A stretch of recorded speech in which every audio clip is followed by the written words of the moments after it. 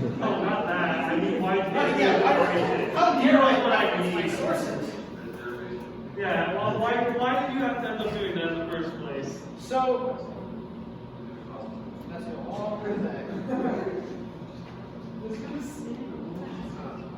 So, the reason why I did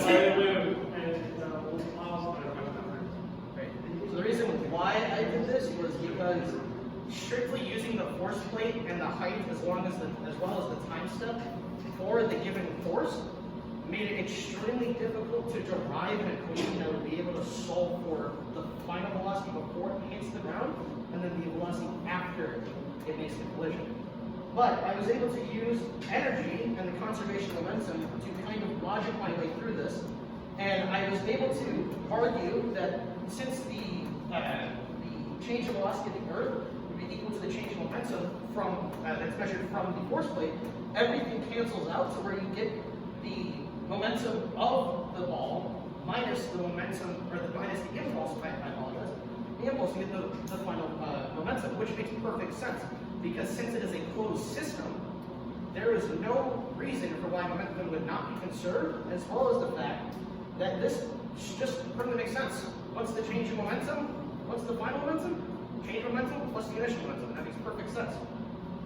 And so it is important to realize that originally through this, the main error that initially occurred was misreading the graphs as having my 40-gram ball make a force of 10 newtons, which is not very much possible from just the force of gravity alone.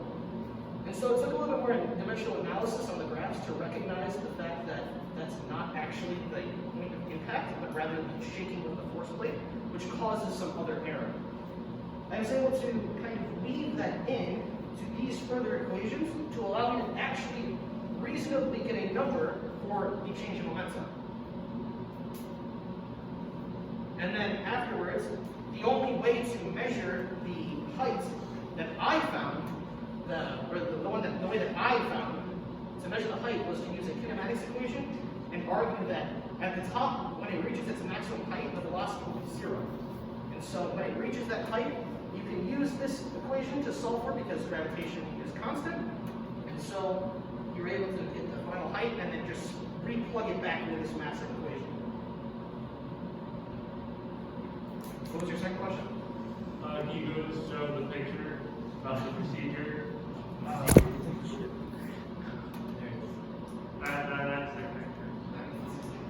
Does it? I don't know.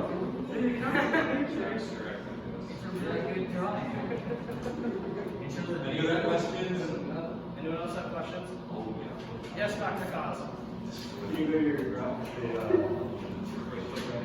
That longer This one? picture? Actually, yeah. So, this was a good experiment, good presentation. You got one.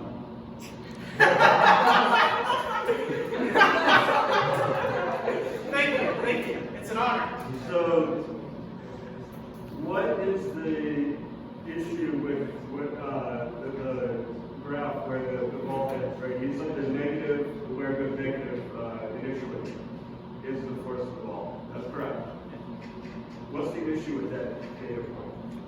So the issue that I found with this, are you talking about the spike or are you talking about the point condition itself? The initial, so your initial where the ball hits. How many points are in the head? So the way that I argued was that after that initial point of collision and the shaking of the force plate, it launches back up and it makes a second collision around here. And that's where I found the two collisions at. Is that what you're asking, or what? I might not understand the question. Well, the two bounces are the two negative spots. Right? Yes. But how many time steps wide is that initial spike?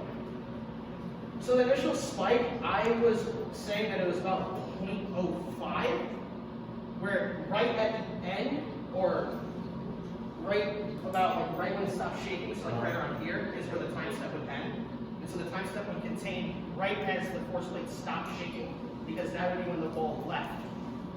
So how could you improve the graph so that you're getting more than just one point of collision? So the way you can improve the graph is probably through the use of like tethering the force plate to the ground and what? Or what are you actually? The readout. So when you're setting up the graphical analysis, right, like for the readout, what could you do so that you collect more data points and better resolve the actual impact?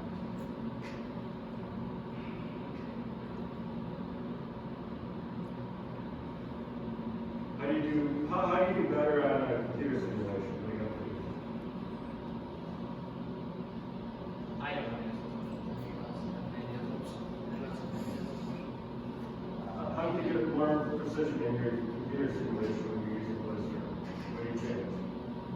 And like the change in time, Time stuff, right? get lower. So you only have one data point that indicates the collision, right? So basically it's that one data point times your time step.